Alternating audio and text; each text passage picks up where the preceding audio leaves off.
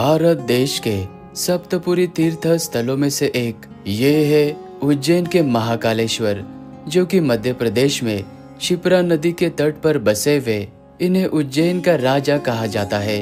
और इस प्राचीन उज्जैन नगरी के कण कण में भक्ति और आस्था का एहसास है, क्योंकि इस जगह पर कई सारे खूबसूरत से मंदिर, ऐतिहासिक स्थल और ऐतिहासिक मंदिरों के साथ ही में यहाँ पर अति प्राचीन इस तरह के घाट भी है। उज्जैन के इस यात्रा में हम आपको संपूर्ण जानकारी के साथ ही में इस उज्जैन नगरी के सभी मुख्य दर्शनीय स्थलों पर लेकर जाने वाले हैं। और इस उज्जैन नगरी में आने के लिए सबसे नजदीक का railway station Ujjain junction railway station है। उज्जैन में दर्शन यात्रा की शुरुआत हमने महाकालेश्वर मंदिर से की, जो कि सुबह 4 बजे ही खुल जाता है। और मंदिर के गर्भगृह तक जाने के लिए आपको कुछ इस तरह से चलकर जाना होता है। और जब मंदिर में बहुत ही ज्यादा भीड़ बढ़ जाती है तो उस वक्त आप ये 250 रुपए का VIP टिकट ले सकते हैं। और ये टिकट आपको बड़ा गणेश जी के मंदिर के सामने मिल जाएगा। और इस मंदिर के गर्भगृह में भगवान शिव जी महाकालेश्वर के रूप में विराजमान है। और ये स्वयंभू शिवलिंग एक दक्षिण मुखी शिवलिंग है।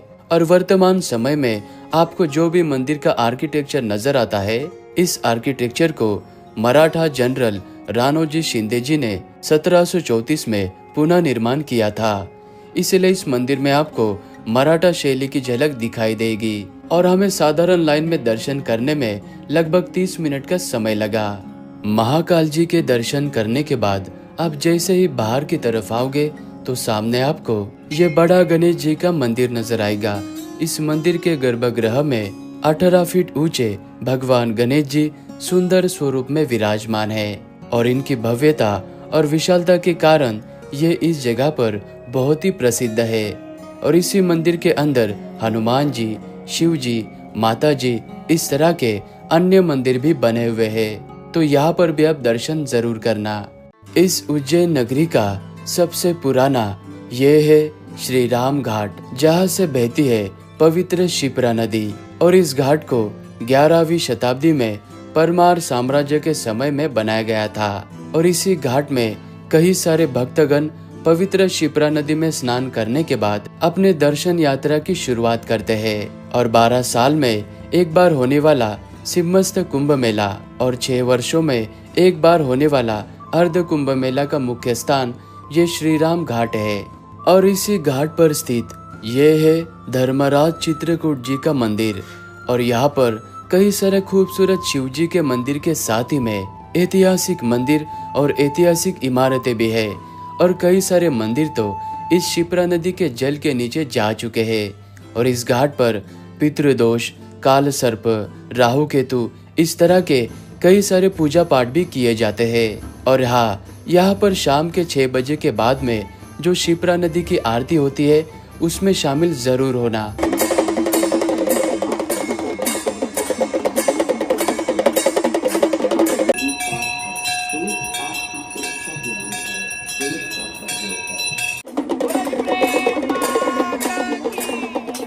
बाबा महाकाल जी के मंदिर से मात्र 15 मिनट के दूरी पर यह है श्री द्वारकाधीश गोपाल मंदिर। इस मंदिर के बाहर तो बहुत शोर शराबा है और चहल पहल भी, लेकिन इस मंदिर के भीतर प्रवेश करते ही आपको शांत वातावरण का एहसास होगा।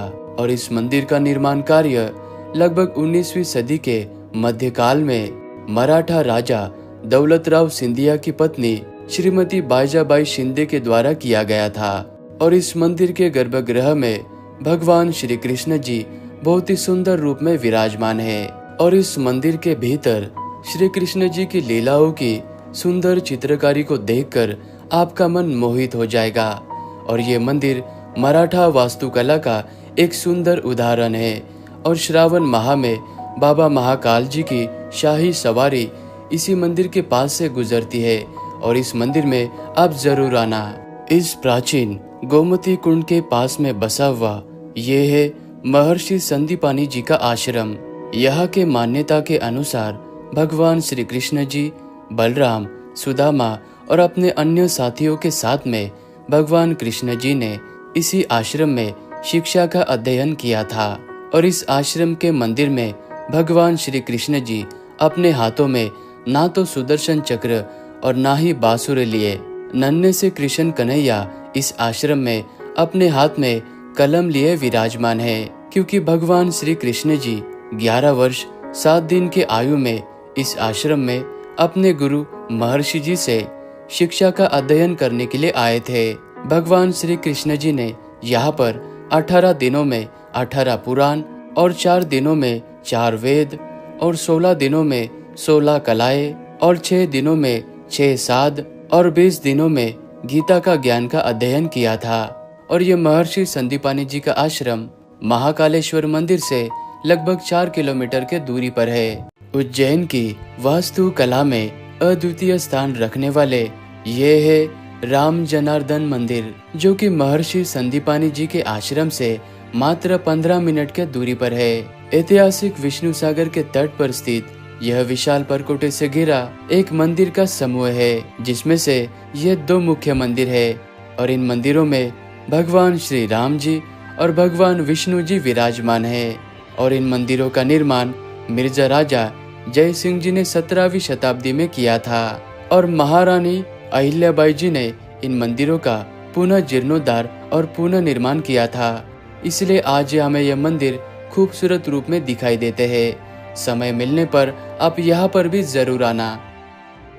51 शक्तिपीठों में से एक पवित्र शक्तिपीठ उज्जैन में भी है। जिस जिस जगह पर माता सती के आभूषण और शरीर के हिस्से गिरे थे, उन जगहों को शक्तिपीठ कहा जाता है। और इस शक्तिपीठ में माता सती की हाथ की कोहनी गिरी थी।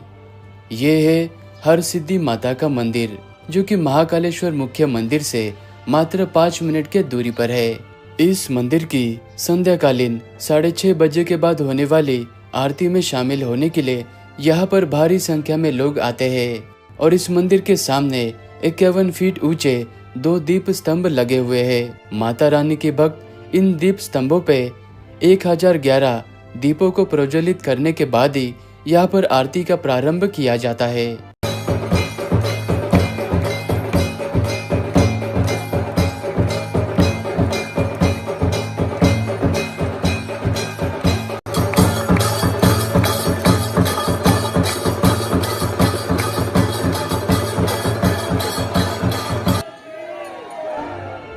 माता के मंदिर में आरती करने के बाद अभी हम आ चुके हैं इस रुद्र सागर तालाब में स्थित इस खूबसूरत महाकाल लोक कॉरिडोर में, जो कि महाकालेश्वर मुख्य मंदिर के बिल्कुल पास में स्थित है।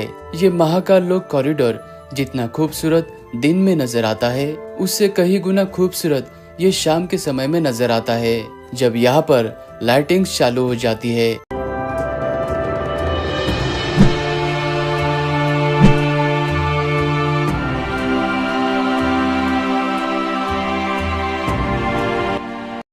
उज्जैन में हमने दूसरे दिन की शुरुआत काल भैरव जी के मंदिर से की।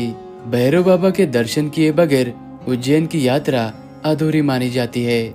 उज्जैन के राजा महाकालेश्वर है और शिप्रा नदी के बिल्कुल किनारे पर बसे हुए भैरव बाबा उज्जैन अवंतिका नगरी के संरक्षक कहलाते हैं। काल भैरव जी भगवान शिव का ही एक रूप है।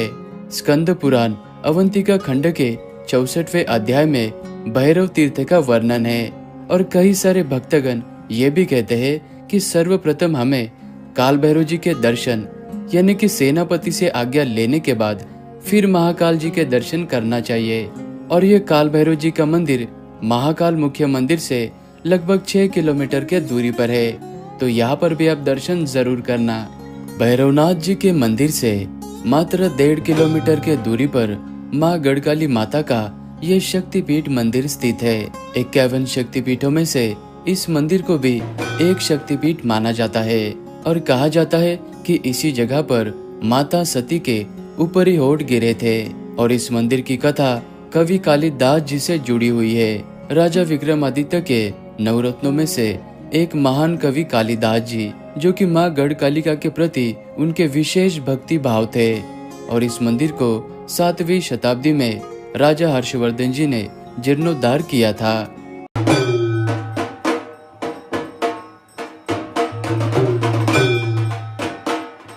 माँ गढ़कालिका मंदिर से मात्र 10 मिनट के दूरी पर यह भर्तहरि की गुफाएं स्थित है। राजा विक्रमादित्य के भाई भर्तहरि जी की यह तपस्या स्थली है। वे संस्कृत साहित्य के प्रकांड पंडित थे। इस जगह पर मुख्य 2 गुफाएं हैं, जिनमें से गुफा नंबर 1 में जाने के लिए आपको कुछ इस तरह से जमीन के अंदर उतरना होता है। और इस जगह पर कहा जाता है कि 2500 वर्ष पहले गुरु गोरक्षनाथ जी ने भी तपस्या की थी। और इसी गुफा में फिर राजा भर्तहरि जी ने 12 वर्षों तक तपस्या की थी। ये गुफा उनकी तपस्या स्थली है। अभी हम गुफा नंबर 2 के अंदर आ चुके हैं। इस गुफा नंबर 2 को राजा गोपीचंद जी की तपस्या स्थली कहा जाता है। और इस गुफा के मुख्य जगह पर भगवान भोलेनाथ का शिवलिंग भी स्थापित है। और इन गुफाओं में जब ज्यादा भीड़ बढ़ जाती है तो उस वक्त आप गुफा के अंदर ना ही जाए, क्योंकि गुफा के अंदर ऑक्सीजन की कमी हो सकती है। और दोनों गुफाओं से बाहर आने के बाद सामने आपको एक खूबसूरत सा मंदिर नजर आएगा। ये मंदिर भगवान नवनाथ जी को समर्पित है, तो यहाँ पर भी आप दर्शन जरूर करना। महर्षि संदीपानी जी के आश्रम से 1 किलोमीटर के दूरी पर कर्क रेखा पर स्थित मंगलनाथ महादेव का यह मंदिर मत्स्य पुराण के अनुसार मंगल ग्रह का उत्पत्ति स्थल है। और यहाँ पर मंगल दोष निवारण पूजा, काल सर्प दोष पूजा, ग्रहण दोष, इस तरह के कई सारे पूजा पाठ किए जाते हैं। और इस मंदिर की यह विशेषता है कि यहाँ पर भगवान जी को दही भात का भोग लगाया जाता है।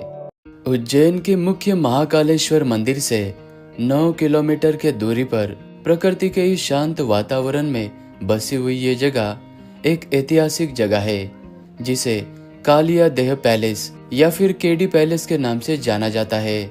शिप्रा नदी के एक टापू के ऊपर बसी हुई इस जगह की ऐतिहासिक जानकारी मुझे तो नहीं मिल पाई, लेकिन 18वीं सदी के आखिर में और 19वीं सदी के पहले पिंडारियों ने यहाँ पर हमला करके सारे महलों को ध्वस्त कर दिया था। फिर 1920 में माधवराव सिंधिया ने इन सारे महलों का पुनर्निर्माण कराया था। और इस केडी पैलेस के पीछे राजा भोज के समय का सूर्य नारायण जी को समर्पित एक मंदिर भी है। और इस पैलेस के ठीक सामने आपको खूबसूरत सा ये ऐतिहासिक घाट भी नजर आता है। देख रेख ठीक न होने के कारण ये जगह खंडर में तब्दील होते जा रही है। और सेफ्टी का ध्यान रखते हुए यहाँ पर आपको अकेला नहीं आना चाहिए। उज्जैन शहर का ये है जंतर मंतर, जिसे वेदशाला भी कहा जाता है। और ये जगह महाकालेश्वर मुख्य मंदिर से मात्र 1.5 किलोमीटर के दूरी पर है। और इस जंतर मंतर को महाराजा जयसिंह द्वितीय के द्वारा सन 1725 में बनवाया गया था। और यहाँ पर स्थित सभी यंत्रों का प्रयोग ग्रह नक्षत्र, सूर्य चंद्र गणना, इस तरह के और भी कई सारे कामों में इनका इस्तेमाल किया जाता था।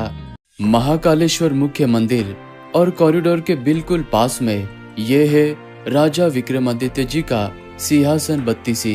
पहले शताब्दी में राजा विक्रमादित्य उज्जैन नगरी के शासक थे।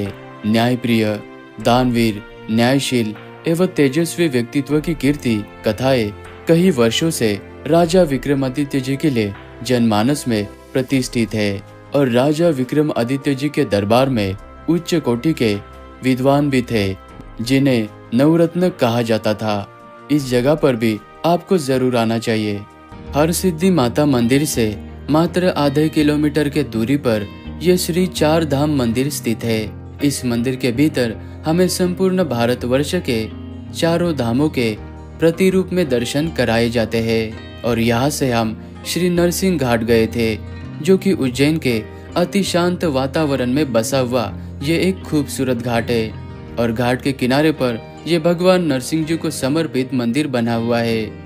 उज्जैन के इस व्लॉग को हम यहीं पर एंड करते हैं। अगर मेरी वीडियो आपको अच्छी लगी तो वीडियो को लाइक करना, कमेंट जरूर करना। मिलते हैं आपको नेक्स्ट व्लॉग में।